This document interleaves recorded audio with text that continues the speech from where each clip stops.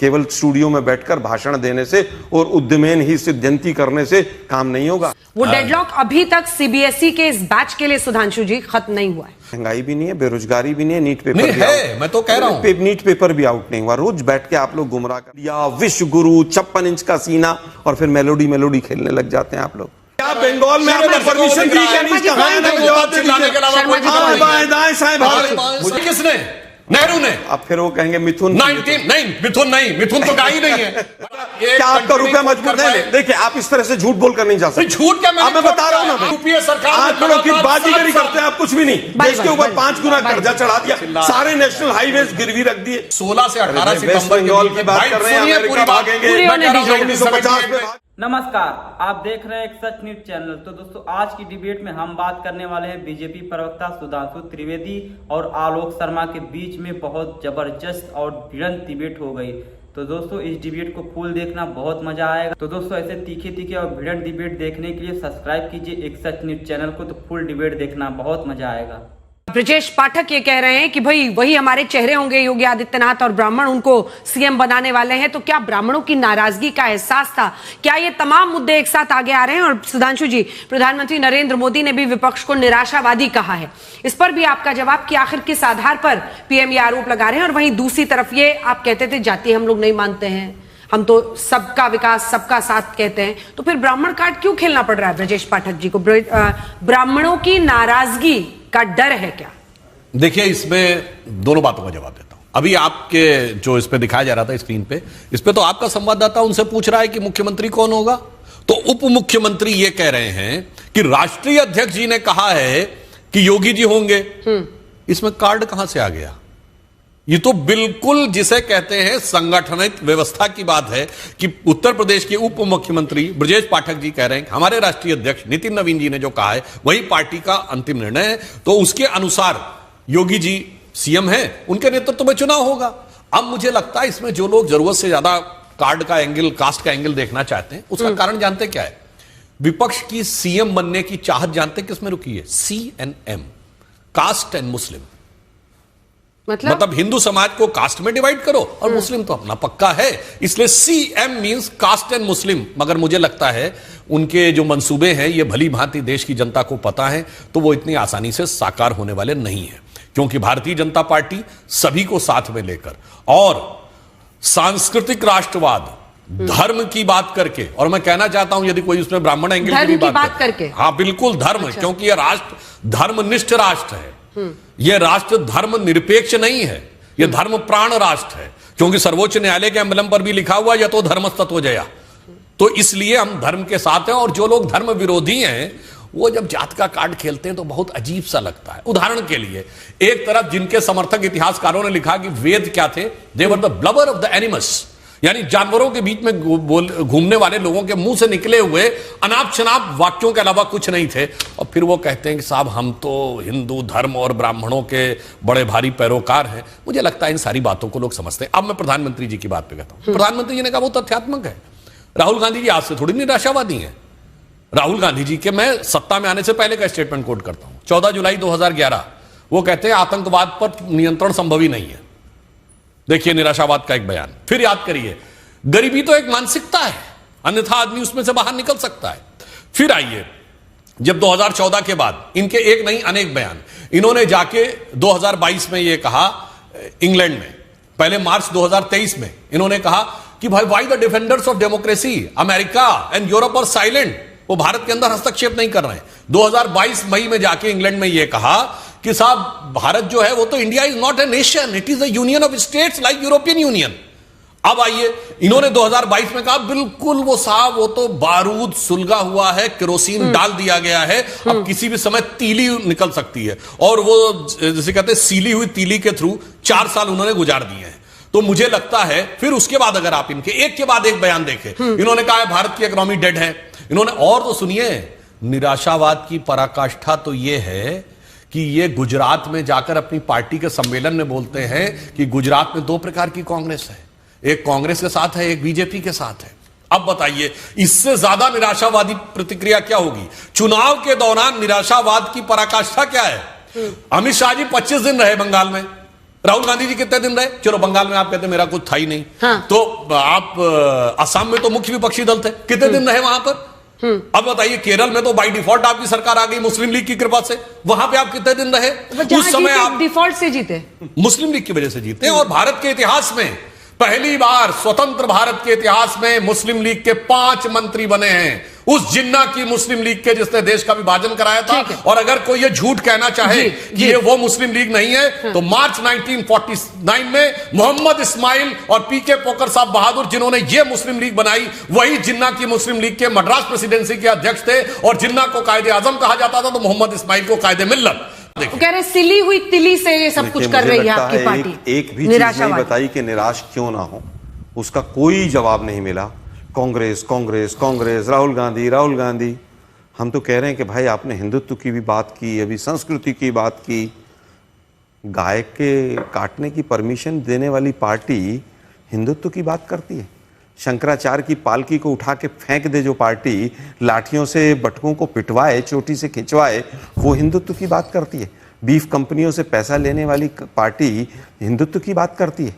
मुस्लिम league में अगर कोई मेंबर पुरानी पार्टी में था, खैर वो तो आप ही ने जवाब दे दिया कि वो मुस्लिम लीग नहीं है। अरे भाई, आज निराशावाद का आप नीट और सीबीएसई के एग्जाम के बाद आप बच्चों की निराशा तो देख लीजिए जाकर क्या हालत है। मोदी जी कह रहे हैं आत्मनिर्भर भारत उन्होंने नहीं होने दिया। अरे भाई, 12 साल का आप अर्थव्यवस्था का इतिहास तो उठा लीजिए। और मोदी जी, इतना ही आपने आत्मनिर्भर भारत बना दिया है तो हम आपको चैलेंज करते हैं, एक प्रेस कॉन्फ्रेंस कर दीजिए आत्मनिर्भर भारत पे। जिस तरह से मैन्युफैक्चरिंग सेक्टर 17% से लगभग 12.5 पे आ गया, बैलेंस ऑफ पेमेंट लगातार बढ़ता चला जा रहा है, 9 गुना इंपोर्ट बढ़ गया। जिस तरह से make in India, startup India, बैटअप इंडिया, लेटअप इंडिया सारे फेल हो गए। जिस तरह से स्किल इंडिया का हालत है, स्किल इंडिया में 6 महीने में 0.6% अभी तक रिसोर्सेज का यूटिलाइजेशन हुआ है। जिस तरह से आज 30 लाख के करीब पासपोर्ट सरेंडर हो गए, मोदी जी ये तो बहुत अच्छे सिग्नेचर होंगे। आप जिस तरह से साइन होंगे, जिस तरह से देश के ऊपर 5 गुना कर्जा हो गया, आज जो हालत है, आप ट्रंप के सामने सरेंडर किए बैठे हैं, किसानों की आप सुध नहीं ले रहे हैं, आप हिंदुत्व की बात, इसकी बात, उसकी बात। अरे भाई, 97% बच्चे जो नीट में एग्जाम दे के आए हैं वो हिंदू हैं। 6 बच्चे जिन्होंने सुसाइड किया, 6 के 6 हिंदू हैं, उस पर एक शब्द नहीं बोलते हैं। एक आप व्यक्ति जो 4 साल से वहां पर एजुकेशन मिनिस्टर बन के बैठा है, उसको हटाते क्यों नहीं मोदी जी?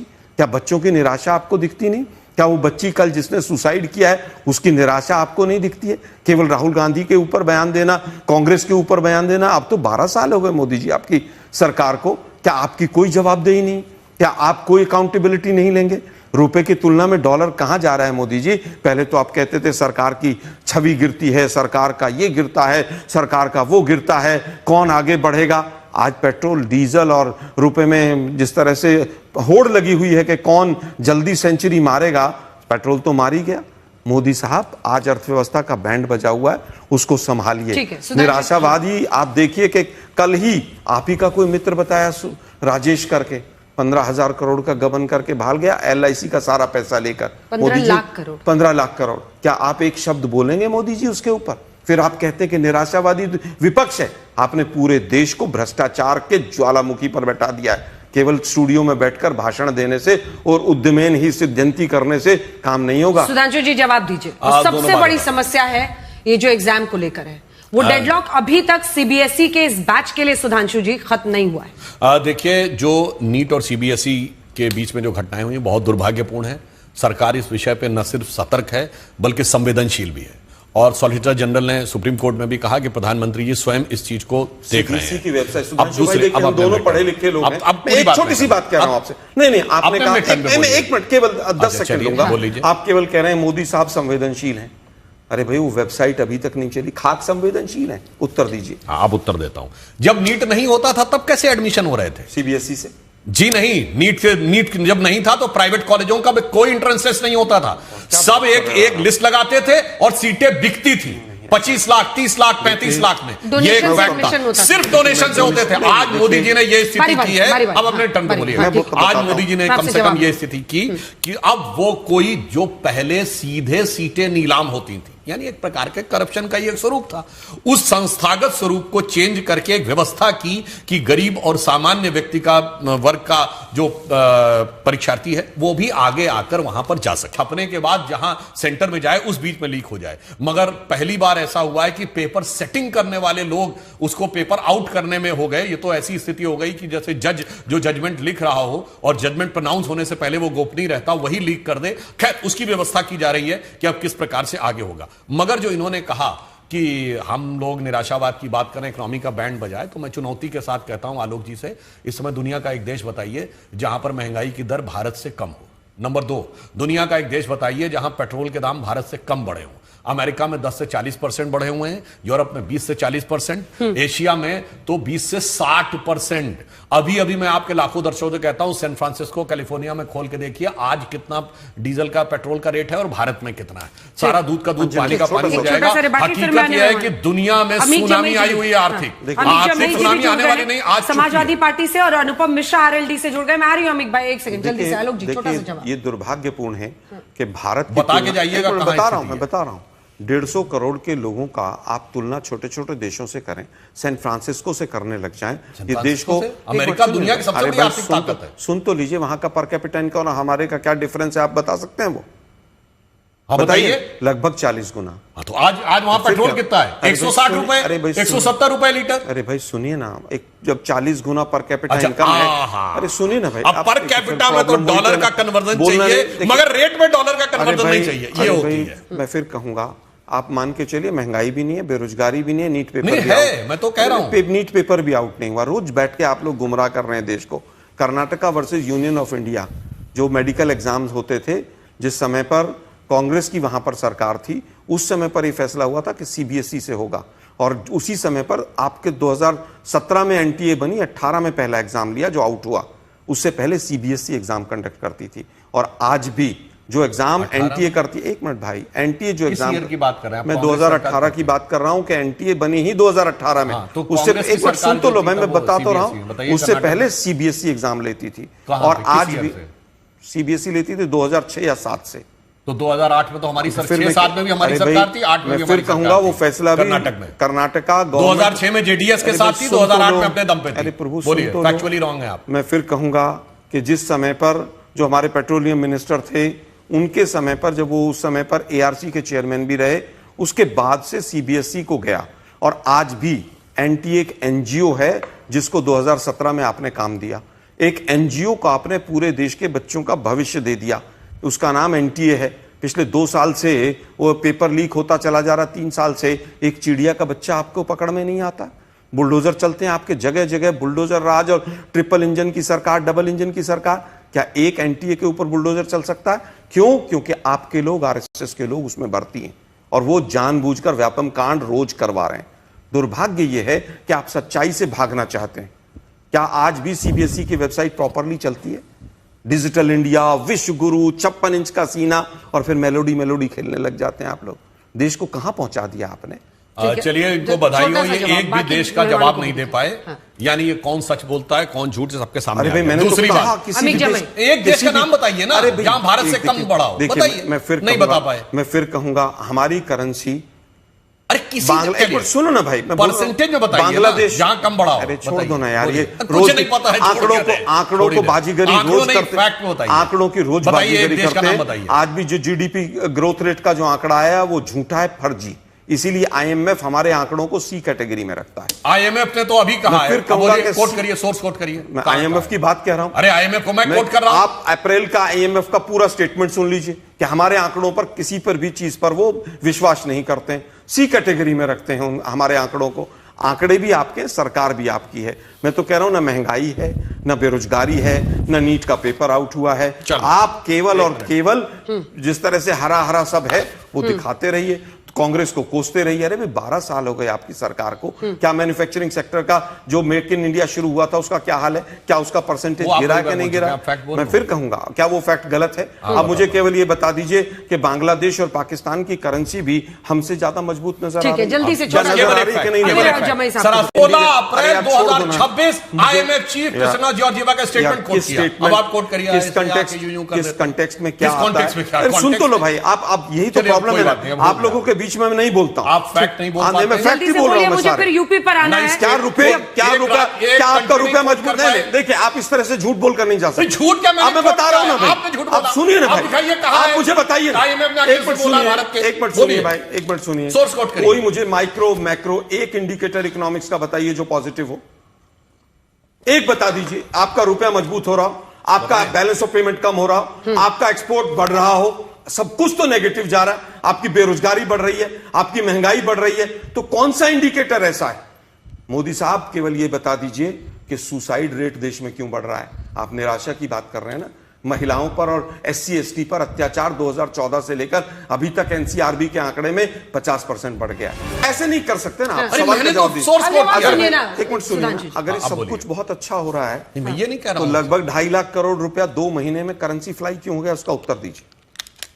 चलिए वो भी अगर सब कुछ इंडस्ट्री बहुत अच्छा बूम बूम कर रही है तो सब लोग पैसा निकालकर विदेशों में क्यों इन्वेस्ट कर रहे हैं? बताएं। इसका उत्तर दीजिए। कंपनी का नाम बताइए जो बाहर गई हो। यार कंपनी के नाम मैं बताता हूं। आपका क्या 2.5 लाख करोड़ रुपया यहां से गया कि नहीं? ये विदेश मंत्रालय कह रहा है, सेबी की रिपोर्ट सारे दर्शक देख रहे हैं, कोई फैक्ट नहीं पता होता है, आकर बोलने लगता है। अब मैं बताता हूं, जो कंपनियों ने बाहर लगाया है, टाटा है, L&T है, भारतीय कंपनियों ने विदेश में जाकर इन्वेस्ट किया है पेंशन के लिए। भारतीय कंपनी है L&T इंडिया में, L&T इंडिया ने लगाया है, टाटा ने लगाया है, इसीलिए आप कंपनी का नाम नहीं बता भाई। पाते। मैं फिर कहूंगा अगर इतना अच्छा सब कुछ है तो महंगाई क्यों बढ़ रही है? क्यों पेट्रोल के दाम रोज बढ़ाते चले जा रहे हैं? सरकार इतना अच्छा सब कुछ है। बताइए, अमेरिका, रूस, चीन, ब्रिटेन, फ्रांस, जर्मनी, बड़े बड़े देशों के नाम बोला नहीं पता होता। मैं फिर कहूंगा ये निराशा का एहसास नहीं है कि ये एकदम डूबे हुए हैं राहुल गांधी की निराशा वाले में। मैं मजबूरी कह रहा हूं कि अर्थव्यवस्था का भट्टा बैठा हुआ है। आपने पूरे देश को भ्रष्टाचार के ज्वालामुखी पर बैठा दिया है और ये हर बच्चा जान रहा है। डायलॉग नहीं बोल रहा हूं मैं। कल ही 15 लाख करोड़ का घोटाला करके एक आदमी भाग गया, मोदी जी के साथ फोटो खींची हुई है उसकी, और आप कहने डायलॉग है? ये भी डायलॉग है क्या? चलिए सभी मेहमानों को एक बार दिखा दीजिए। और योगी आदित्यनाथ के इर्द गिर्द जो पूरी बहस थी, वो फोटो जो है सही, आप संतुष्टि हो गई? क्या नाम बता दो, बस एक सोच बता दो। न सोच कोट कर पाते, न देश का नाम कोट कर पाते, न कुछ, आकर केवल निराशा की बातें करना। गुजरात का मोरबी में कितने प्लांट बंद हो गए? जाके ग्राउंड पे जाके देख के आओ। मोरबी में प्लांट सारे बंद हो गए। मोरबी में कितने बंद हो गए? जाके देख के आओ जरा। बताइए कौन कौन से। मोरबी में सिरेमिक्स इंडस्ट्री है, ठीक है, अभी मैंने जाकर पता करो। उसके बाद नहीं, यार ग्रोथ रेट 21%, 20% सब कुछ बढ़ गया। आपकी जहां सरकार है, तेलंगाना और इसकी कर्नाटक की ग्रोथ रेट बताइए। मैं फिर कहूंगा फिर कहूंगा कि मैं कुछ नहीं। अरे भाई स्टेट के आंकड़े अलग है, GDP के आपके आंकड़े अलग है। जब मोदी जी सीएम थे लगातार आप लोग आंकड़ों के 10% अरे भाई आप लोग केवल आंकड़ों के साथ बाजीगरी करते हैं, लगातार। इसके अलावा कुछ भी नहीं। यूपीए सरकार आंकड़ों की बाजीगरी करते हैं आप, कुछ भी नहीं। देश के ऊपर 5 गुना कर्जा चढ़ा दिया, सारे नेशनल हाईवेज गिरवी रख दिए, उसके बाद कह रहे हैं बहुत अच्छा चल रहा है। कोई फैक्ट, हम इंडिया टुडे में सारे तो फैक्ट दे रहा हूं मैं। बताइए कौन सा है? दिल्ली से बॉम्बे का जो एक्सप्रेस बना, 19 कंपनियां जो है थी उसमें, सारी के सारे जो हैं जिस तरह से बैंकों के पास रखे, ठीक है। बार-बार 1100 टोल थे, आज 7000 टोल हो गए हिंदुस्तान में। नहीं, आप सबके लिए नहीं बोल सकते। आपने कहा ब्राह्मणों के नेता मोदी जी, मेरे नहीं है भाई। नहीं आपके नहीं, मैं नहीं मानता हूं। और तमाम एक मिनट सुनिए ना भाई, सुनिए ना भाई, छोड़ दीजिए भाई। बहुत से ब्राह्मण नहीं मानते, उसमें क्या प्रॉब्लम है? यूजीसी बिल आने के बाद और जिस तरह से शंकराचार्य जी की पालकी फेंकी गई, उसके बाद भी इन्हीं उप मुख्यमंत्री महोदय ने बटकों को घर पे बुला के भोजन वोजन कराया था। ये इनकी मजबूरी है कि ब्राह्मणों को कैसे वापस साधा जाए। और हम तो कह रहे हैं कि ब्रजेश पाठक जी ने अपनी खुन्नस निकाली है। उन्होंने पूरी तरह से कह दिया है कि हम फिर ठाकुर बना रहे हैं। तो ब्राह्मण अपने आप में समझ जाइए, ब्राह्मण समझ रहे हैं कि बीजेपी ने ठाकुर को डिक्लेयर कर दिया। इनकी भाषा बोल रहा हूं मैं, तो उनके उप मुख्यमंत्री महोदय की भाषा बोल रहा हूं। दुर्भाग्य ये है कि जो गाय की परमिशन काटने की देते हों, वो ब्राह्मणों के वोट की उम्मीद करते हैं। ब्राह्मणों भी सोचिए भाई कि आपके किस तरह से गाय को, जिसको हम माता और पूजनीय मानते हैं, ऑफिशियली डिक्लेयर कर रहे हैं 14 साल की हो जाए तो काट लेना भाई, घर के अंदर बैठ के खा लेना। ब्राह्मण वोट देगा आपको? बिल्कुल नहीं देगा। ब्राह्मण इस बार इंडिया गठबंधन के साथ आएगा। उमा भारती ने मोदी जी के लिए क्या क्या कहा और कल्याण सिंह ने क्या क्या बोला, आज का विषय वो नहीं है। और उत्तर प्रदेश का चुनाव जाति से आगे बढ़ चुका है, आपकी परफॉर्मेंस पे जाएगा। वो पूछना चाहते हैं कि भाई वो हाथरस की बेटी, उसके जो 4 लोग थे उनमें से 3 तो छूट के आ गए, एक अंदर है, वो किस जाति की थी? क्या वो हिंदू नहीं थी? नीट के एग्जाम क्या हिंदू बच्चे 97% बच्चे हिंदू नहीं थे? सीबीएसई के जो सड़कों पे बच्चे घूम रहे हैं क्या वो हिंदू नहीं है? क्या जो 6 बच्चों ने सुसाइड किया 6 के 6 हिंदू नहीं है? ना आपका हिंदुत्व का कार्ड चलेगा ना इस बार ब्राह्मण का कार्ड चलेगा। कोई भी फैक्ट ना बता के बार बार वही बात रिपीट की। तो अब यहां तक मैं कहना चाहता हूं, आपके तो भारत क्या आपने गाय को काटने की परमिशन दी या नहीं? ये फैक्ट गलत है, हाँ या ना? बिल्कुल, बीफ एक्सपोर्ट पूरी तरह बैन है भारत में। अरे भाई हो ही नहीं सकता। अब सुनिए, अब एक्सपोर्ट की बात नहीं की, क्या 14 साल से ऊपर की गाय को बंगाल में काटने की परमिशन दी या नहीं दी? हाँ या ना में दे दीजिए ना उत्तर भाई। अरे गाय खाई किसने? नेहरू ने। अब फिर वो कहेंगे मिथुन। 19 नहीं, मिथुन तो गाय ही नहीं है भाई, जरा पढ़ो। Mithun is neither a cow nor a buffalo. इसे कहते हैं अकल बड़ी है भैंस, अकल बड़ी। अभी जाके नेट पे चेक करिए, mithun is neither a cow nor a buffalo, ना गाय की प्रजाति है ना। अब सर, अब बीच में बता दीजिए जरा। बीच में नहीं, अब मैं बताता हूं। नेहरू जी, पंडित जवाहरलाल नेहरू 1956 में गए यार, मैं गोलवर्धन की बात करूंगा, उसका कोई सेंस नहीं है। 1952 में पहला राज्य अगर कोई था तो उत्तर प्रदेश था, जिसमें गौवध पर प्रतिबंध लगाया और वो पंडित जवाहरलाल नेहरू ने लगाया। उस समय गोविंद बल्लभ पंत थे पीएम तो थे मोदी। तो अब पंडित जवाहरलाल नेहरू जी थे कि नहीं थे? अब देखिए, लगातार डिस्टर्ब कर रहे हैं। मैं डिस्टर्ब नहीं कर रहा, लगातार क्या बंगाल में आपने परमिशन दी क्या नहीं? मुझे बताइए भाई, 14 साल की बुजुर्ग गाय को काटने की परमिशन दी कि नहीं वेस्ट बंगाल में? हाँ या ना बता दीजिए। सुनिए, मैं बताना चाहता हूं। और जो डिक्लासिफाइड किया गया 20 साल के बाद अमेरिका के द्वारा 16 से 18 सितंबर बंगाल की बात कर रहे हैं, अमेरिका भागेंगे 1950 में भागेंगे। क्योंकि अभी आप यार वेस्ट बंगाल का जवाब दीजिए, मुझे केवल वेस्ट बंगाल का जवाब दे। अरे सुनो वेस्ट बंगाल की बात। क्या वेस्ट बंगाल में 14 साल की गाय कट सकती है? भाई आप धज्जी उड़ा दीजिएगा। अभी देखिए, अब सुनिए, उसमें लिखा हुआ है कि नेहरू से उनकी ईटिंग प्रेफरेंस पूछा गया तो उन्होंने कहा filet mignon a beef and a scotch, और उसमें आगे लिखा हुआ, सुनिए अब देखिए, बीफ, मुझे पता है परेशानी है। किसी आपके आरएसएस के चीफ ने कहा कि गाय को मैं माता नहीं मानता। गाय तो जो है वो गोबर में रहती है। किसने कहा था? बता दो। अगर जवाब नहीं मिलेगा तो आप फैक्ट नहीं होता है। कौन बोल रहा है? वेस्ट बंगाल में परमिशन दी कि नहीं दी? कुछ और बीच में चिल्लाना। मुझे केवल ये बताइए, वेस्ट बंगाल इसके बाद आपको तुरंत मौका मिलेगा उनको बोलने। हाँ ना? अगर वो जवाब नहीं देते, विश्व शर्मा ने जो कहा वो सच है कि नहीं? सुनो कि घर के अंदर मीट खा लिया करो गाय का। कहा कि नहीं कहा? है ना में जवाब दे दो भाई। हाँ है ना में बता रहे हैं आपको। तो पहली बात तो उसमें लिखा हुआ बड़े आश्चर्य की बात थी कि बिगेस्ट हिंदू नेशन का प्राइम मिनिस्टर अपने अब आइए आज की बात कर रहा हूं। हेमंत विश्व शर्मा की पूछ रहा हूं, तुम पता नहीं कहां पहुंच जाते हो भाई। अब आज इसको कहते हैं आए बाएं दाएं साएं। देखिए, सही जवाब नहीं दे। बिल्कुल साफ वेस्ट बंगाल में आपने परमिशन दी कि नहीं दी? वेस्ट बंगाल में कहां पे है भाई? अरे भाई 14 साल के ऊपर आपके मंत्री का बयान आया। कौन सा भाई ऑफिशियल स्टेटमेंट की बात करिए? अब सुनिए मंत्री का बयान, तो इनके तमिलनाडु के मंत्री ने कहा जब ये गठबंधन में थे कि सड़क पे दिखे तो ब्राह्मण को मार दो।